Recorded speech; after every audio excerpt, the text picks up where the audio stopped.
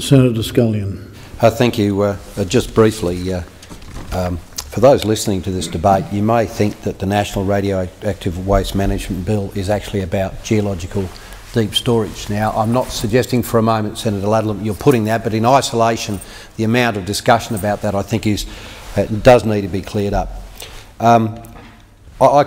We've had this debate before in this place, many of these aspects of this, but we were concerned. I can remember when the first bill went through, we were quite concerned about how we would specifically ensure that Australian law said you cannot import anyone else's waste into the country. And there's two ways we could do it. We could do it specifically, and I think you've attempted to do that, Senator Ludlum, and I'll get to that in a moment. But we believed, after all the legal advice we could get, that it was just simply prohibited. It was prohibited under the 1956 customs legislation, and that was be sufficient. And the problem is, of course, with your amendment, it talks about domestic origin. And since Australia is an exporter of uranium, being domestic origin, almost any material that you can find around the world may produce some ambiguity. Now, I am not a lawyer. I'm a busted-ass fisherman, Senator Ludlam. So I look to the wiser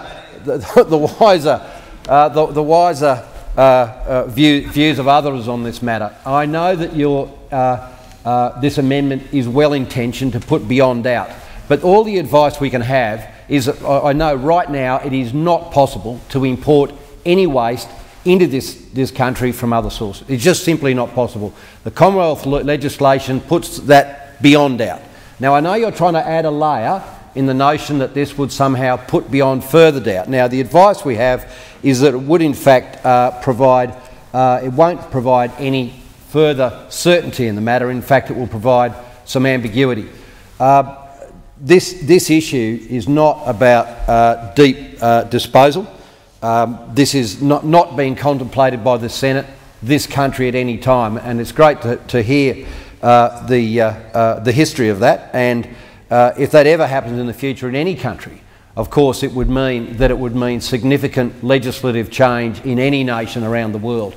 It's just very important to make the point, as you say, that the Northern Territory rely on tourism and other things, and to make the connection that if I'm not supporting this amendment, that obviously then I don't care about the territorial tourism is of course spurious. But again, that is the reason that we simply wouldn't be supporting it, because we don't really believe it adds to the legislative protection that you intend to provide.